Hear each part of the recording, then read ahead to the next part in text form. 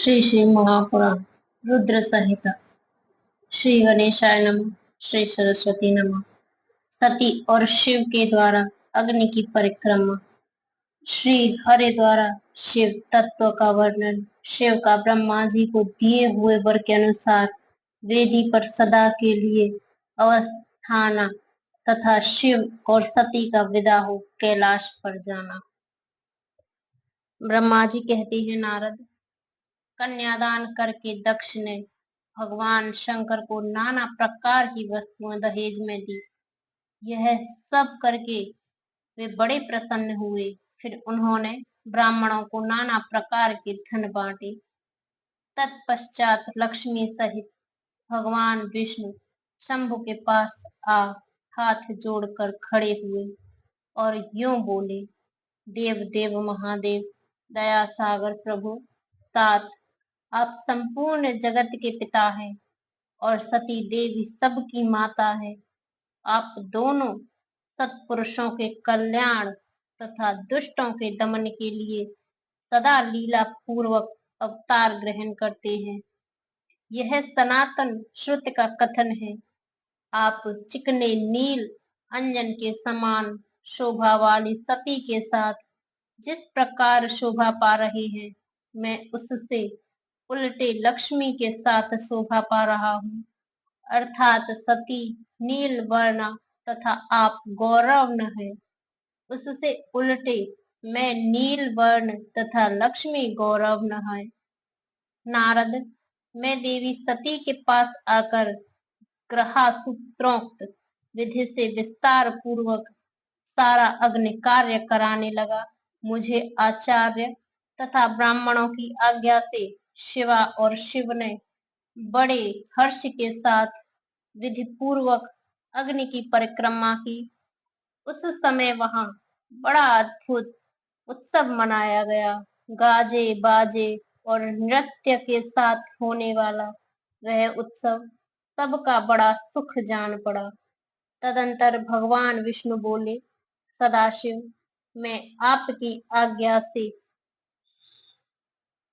यहाँ शिव तत्व वर्णन करता हूँ। समस्त देवता तथा दूसरे दूसरे मुनि अपने मन को एकाग्र करके इस विषय को सुने। भगवान, आप प्रधान और अप्रधान, प्रकृति और उससे अतीत हैं। आपके अनेक भाग हैं, फिर भी आप भाग रहित हैं। ज्योतिर्मय स्वरूप वाले आप परमेश्वर के ही हम तीनों देवता अंश हैं। आप कौन, मैं कौन और ब्रह्मा कौन है? आप परमात्मा के ही ये तीन अंश हैं जो सृष्टि, पालन और संहार करने के कारण एक दूसरे से भिन्न प्रतीत होते हैं। आप अपने स्वरूप का चिंतन कीजिए। आपने स्वयं ही लीला पूर्वक शरीर धारण किया है। आप निर्गुण ब्रह्म स्वरूप हैं, में से एक हैं। आप ही सगुण ब्रह्मा हैं और हम ब्रह्मा, विष्णु तथा रुद्र तीनों आपके अंश हैं। जैसे एक ही शरीर के भिन्न भिन्न अवयव मस्तक, ग्रीवा आदि नाम धारण करते हैं, तथापि उस शरीर से वे भिन्न नहीं हैं, उसी प्रकार हम तीनों अंश आपके परमेश्वर के ही अंग हैं, जो ज्योतिर्मय आकाश के समान सर्वव्यापी एवं निर्लेप स्वयं ही अपना धाम, पुराण, कूटस्थ, अव्यक्त, अनंत, नित्य तथा दीर्घ आदि विशेषणों से रहित निर्विशेष ब्रह्मा है। वही आप शिव हैं, अतः आप ही सब कुछ हैं। ब्रह्मा जी कहते हैं, मुनीश्वर, भगवान विष्णु की यह बात सुनकर महादेव जी बड़े प्रसन्न हुए। तदंतर उस विवाह यज्ञ के स्वामी यजमान परमेश्वर शिव प्रसन्न हो लौकिक गति का आश्रय ले हाथ जोड़कर खड़े हुए मुझ ब्रह्मा से प्रेम पूर्वक बोले। शिव ने कहा, ब्रह्मा, आपने सारा वैवाहिक कार्य अच्छी तरह संपन्न करा दिया।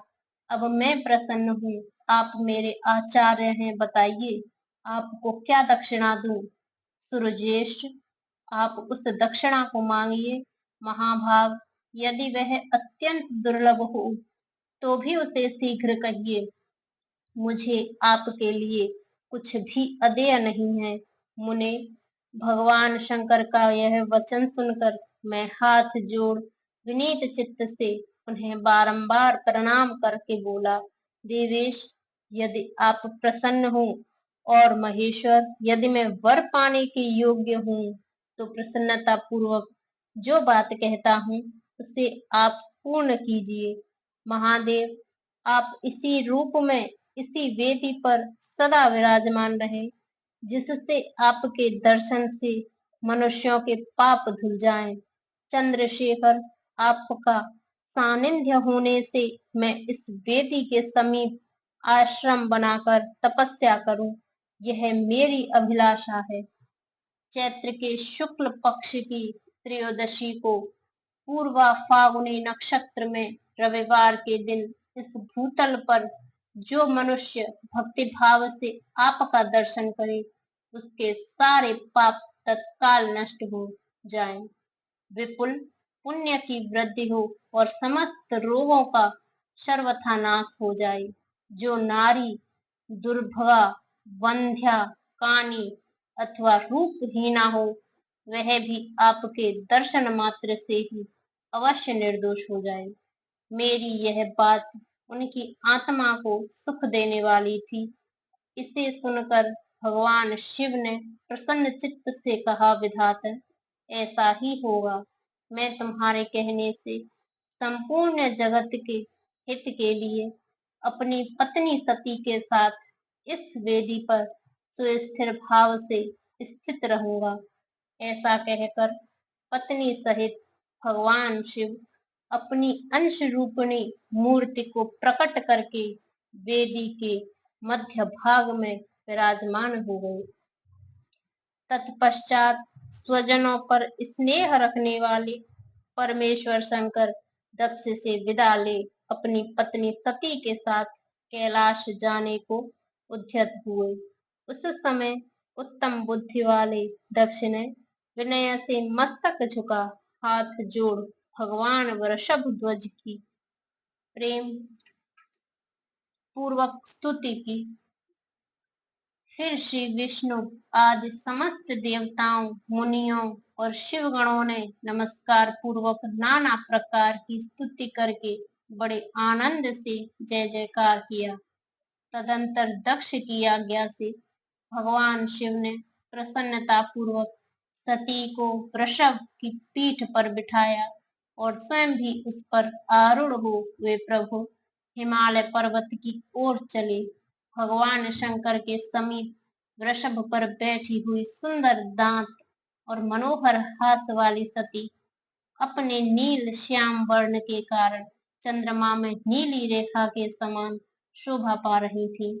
उस समय उन नव दंपत्ति की शोभा देख श्री विष्णु आदि समस्त देवता, मरीच आदि महर्षि तथा दूसरे लोग ठगे से रह गए, हिल डुल भी ना सके तथा दक्ष भी मोहित हो गए।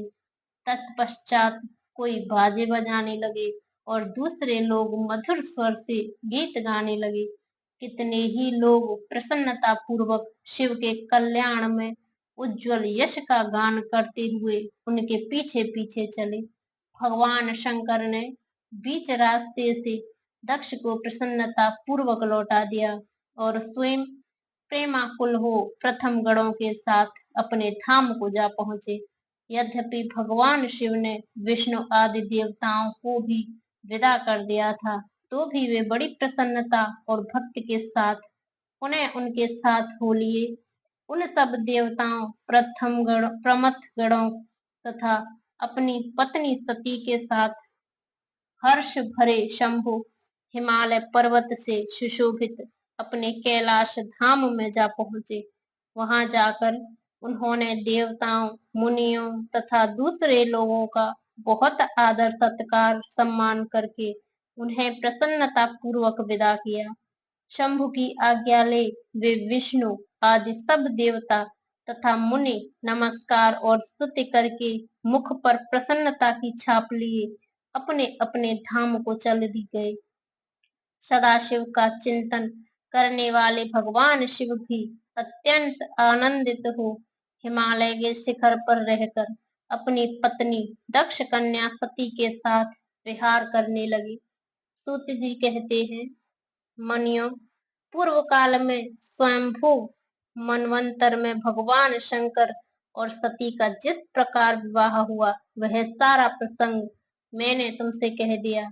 जो विवाह काल में यज्ञ में अथवा किसी भी शुभ कार्य में के आरंभ में भगवान शंकर की पूजा करके शांत चित्त से इस कथा को सुनता है, उसका सारा कर्म तथा वैवाहिक आयोजन बिना किसी विघ्न बाधा के पूर्ण होता है और दूसरे शुभ कर्म भी सदा निर्विघ्न पूर्ण होते हैं। इस शुभ उपाख्यान को प्रेम पूर्वक सुनकर विवाहित होने वाली कन्या भी सुख, सौभाग्य, सुशीलता और सदाचार आदि सद्गुणों से संपन्न साध्वी स्त्री तथा पुत्रवती होती है। साम सदाशिव।